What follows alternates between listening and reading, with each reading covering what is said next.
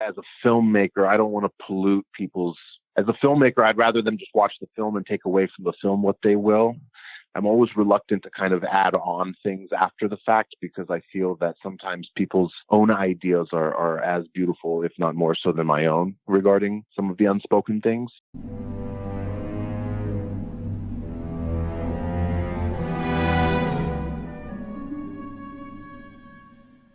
Robert Rodriguez's 1996 script for Predator sat in Fox's vault of what-if scripts for over 10 years when Alien vs. Predator Requiem came out, and that film crashed. Fox just didn't know where to go next and began digging through old concepts by perusing their unused scripts in a desperate attempt to farm ideas. They knew they wanted to reboot the franchise, but how? That's when they came across Rodriguez's script again. And now that Rodriguez was a well-known director who had his own studio, Troublemaker Productions, they were very eager to reach out to him and hope he could shoulder Predator into a bright future. So, in 2009, they told him they liked his script and wanted him to rewrite it with a fresh approach. But Rodriguez now knew it was on his shoulders to figure out everything if he committed to this. He would have to come up with a filmable concept that wouldn't cost $1 billion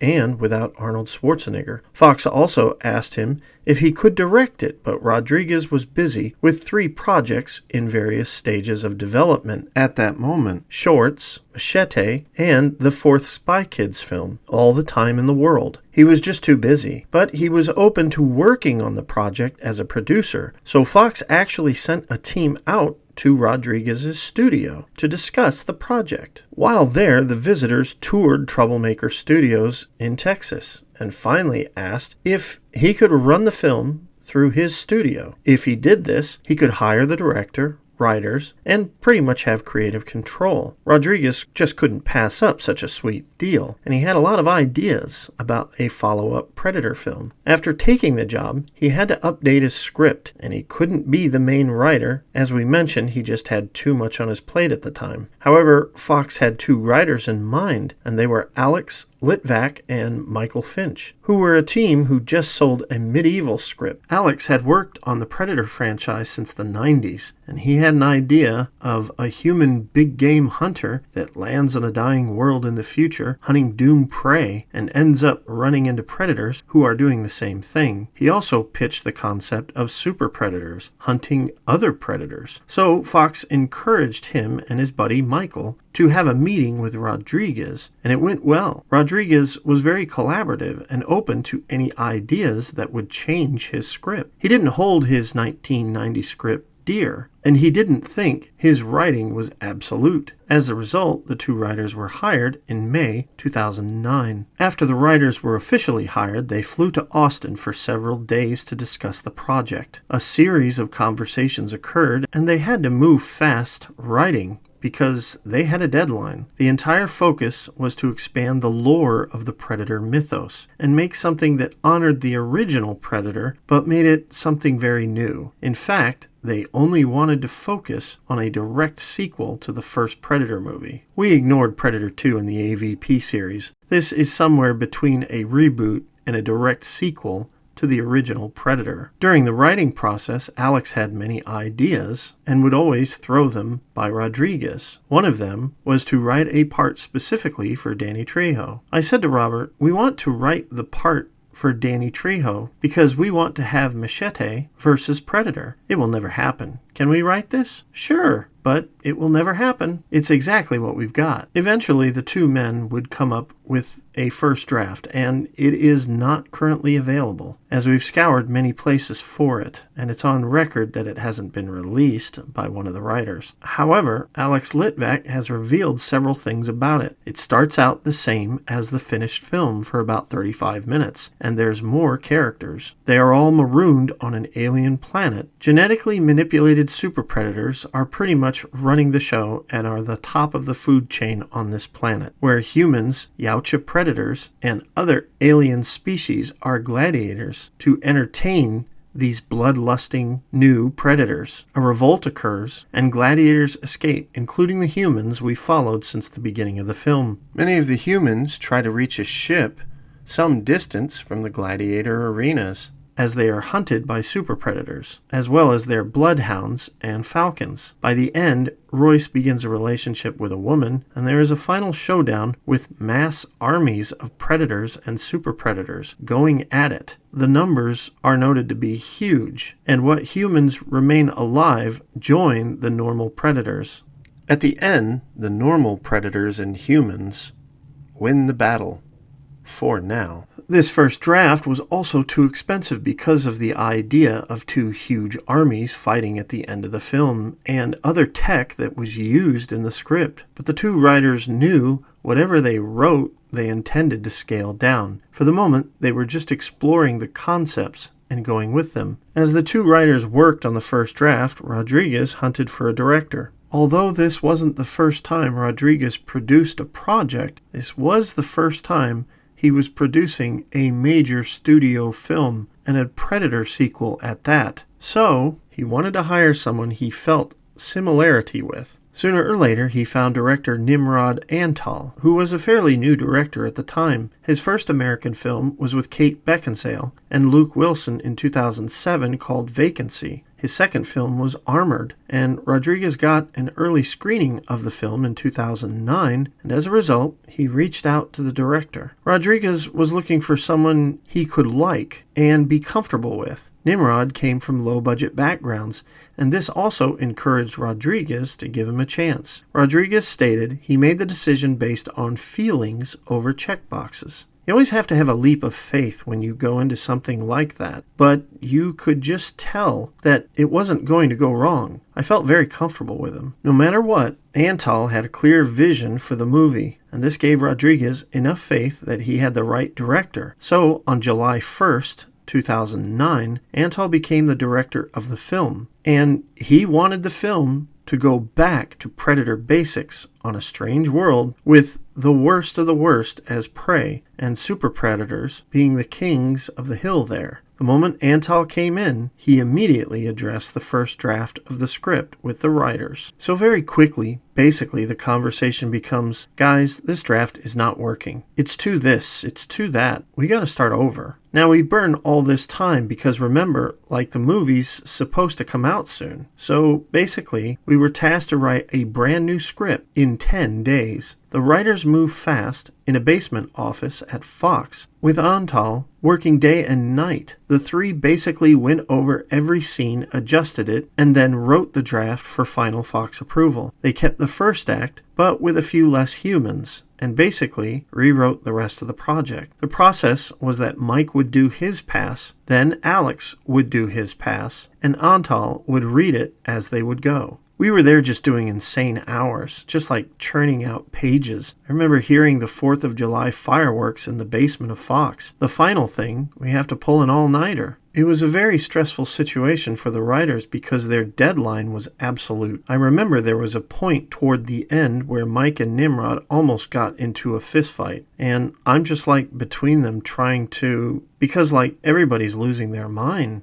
This is now day 10. Lack of sleep, immense stress, because if we don't deliver this time, the movie's over. Everybody's done. Everybody's fired. Then we send it off, and thank God the studio responded positively. On the last few days, they were missing something in the script before they turned it in, and out of desperation, they created the character of Nolan to bridge the gap of those that came before and those currently trying to survive. Nolan was a linchpin to give exposition about the Predator planet and their feud, and the example of what happens to those who survive. Originally, his character was going to be more important in the scheme of the story, but we'll go more into that in a short bit. Their second official draft was the 10-day one, dated July 12th, 2009, just 11 days after Antal was signed to direct the film. Now I'm going to cover most of the things in this script when we go over the movie, as it's very similar to what we got in the end, but I'm going to address the end of this script right now, because the team kept returning to Arnold Schwarzenegger. They desperately wanted him back, and his governorship of California was ending. They wrote a scene at the end where Dutch would land on a Predator ship in Predator gear after Royce killed the Super Predator, and he would say, "Not bad, kid," after seeing the dead body of the Super Predator. From there, they hoped this was a jumping board to a new avenue to continue the franchise. A ship lands, smoke comes out, Predators start walking out, you're entirely fucked. You don't have a chance. You're out of ammunition. You're bleeding. You've got a stick in your hand. These guys are coming out. The smoke clears. One of them pulls off his helmet, and it's Schwarzenegger. He's part of the clan now, by virtue of the fact that he had beaten this Predator in the first movie. He'd become very interesting to the Predators,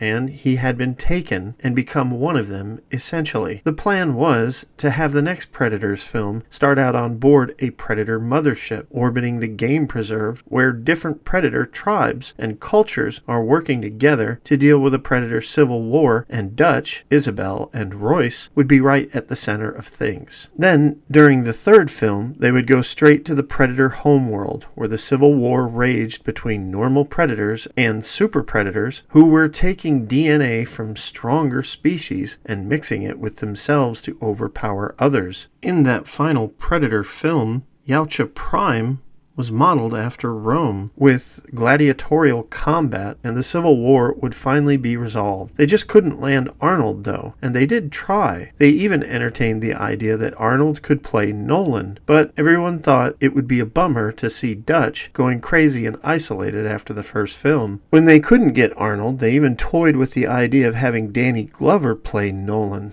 But in the end, nothing came of all this. When it came time for casting, Alice Braga was planning to move back to Brazil and thought there was more a future for her making a career there. But Rodriguez noticed her and called her up, asking her to play the part of Isabel. Adrian Brody was handed the script, and he gauged his interest carefully. Originally, he was eyed for another part, and we couldn't discover which one. But Brody decided he wanted to play the lead, and he had to make the case to Rodriguez to play that part. After convincing Rodriguez and Antal, the three had to convince Fox to let him play the part. The studio was imagining a tough guy, and while the director, producer, and Brody thought of a normal combat soldier, the studio dragged its feet on the decision because Brody was far from an action star. But Fox would eventually sign Brody a week and a half before shooting began, under the condition that he bulked up. Thus, Adrian worked out 6 days a week for months to build muscle, not to emulate Schwarzenegger, but to feel the role of a real mercenary who is constantly in the field. He also studied field guides, military manuals, Sun Tzu, and Eastern philosophy in an attempt to harness the awareness and mind focus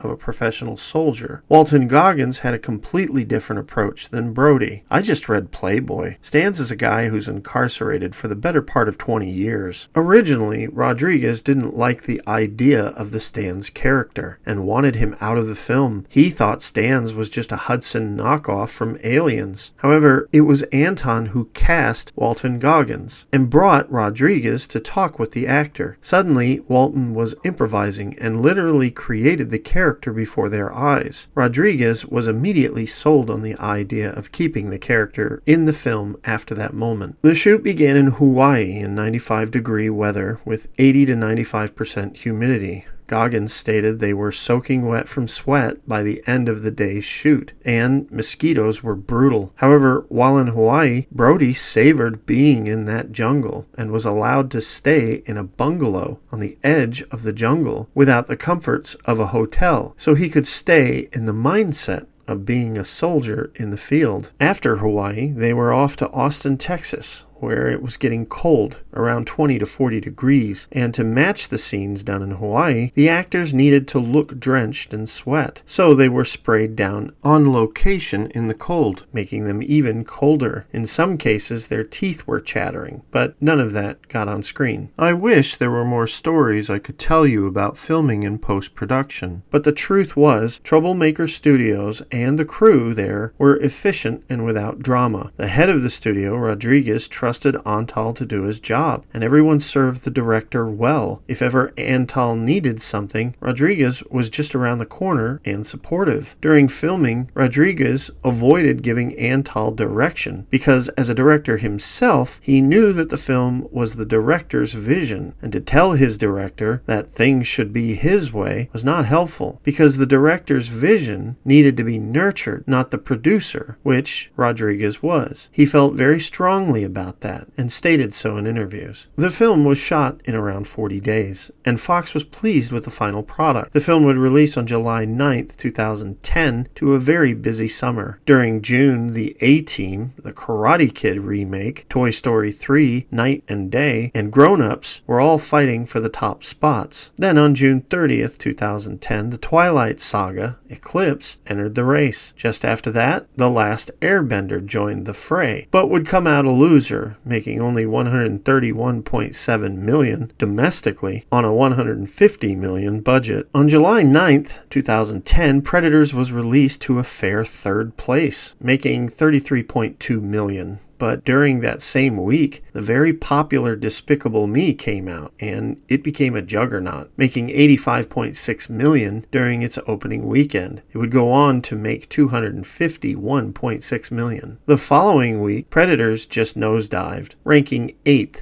with $10.4 million. The sad news was that during this week, Inception was released, and it was another monster that swallowed up the box office. This came out victoriously, making $100.1 million during its first week. Inception would eventually make $292.5 million. Also released with Inception was The Sorcerer's Apprentice. As you can see here, Predators was just pounded by the competition. Audiences had so many choices. A lot of them were good, while a few were not. The crushing reality for Predators was that in its third week, it dropped to the 10th spot, making only $4.6 million. And the main reason for its drop was that all the theaters who had 8 screens or less usually had to drop the film to make space for the bigger ticket ones. Also, Salt came out this week as well, and this meant there was one less screen to show the film. And to put even more salt on the situation, pun intended, Ramona and Bejesus also released that week as well. Over the next 2 weeks, Predators would drop to the 14th and then the 19th spot, and soon disappear from all cinemas. In the final analysis, Predators would make $52 million domestically and $75 million internationally for a worldwide total of $127.2 million. The movie was made on a $40 million budget, so it did see profit, but Fox, like always, expected more. One of the things that hurt the movie's success was that many critics and moviegoers at the time touted that Predators was nothing more than a remake to the 1987 film, in that it was a bunch of badasses in the jungle being hunted by a predator, or 3 in this case, and leading the group was an Arnold Schwarzenegger wannabe, and Adrian Brody was not paramountly loved at that time. In this role, many joked he was trying his hardest to become Batman. You either die a hero, or you live long enough to see yourself become the villain. We booby trap him. No. They'll go to him to take trophies. This is our last chance. And this was a shame, because the intent of the filmmakers were to bring something new to the franchise completely, and a lot of people missed this. We will go over this more when we cover the movie. However, Brody's voice for the film was a conscious choice by the filmmakers and actor, because the character of Royce was always in dangerous situations in the field, and he whispered when he talked by habit, and he had a deep voice. He was also very antisocial and preferred to talk this way to intimidate others and keep them from speaking to him. These nuances were missed by such critics. His voice is fine, and it matched their intent. And his attitude was the complete opposite of Dutch. Instead of saving teammates, Royce had no problem abandoning them to survive. And it's an important arc for this movie, and I'll go into that deeper as we cover the film. But before we cover the movie, we need to go over the merchandising, which will be the start of our next video, Friday. And until then, don't be like Royce and leave a person behind. I tell you, it breaks my heart the way Royce talks about others in this movie sometimes. That's what they're counting on. They want you to feel something for this man. To be human. Yeah, his reasoning is sound, but damn. We'll see you next time. If you like what you see here, click like and subscribe. Super thanks helps, but so does sharing. And check out our Patreon, where you can get early access to videos. Link is in the description.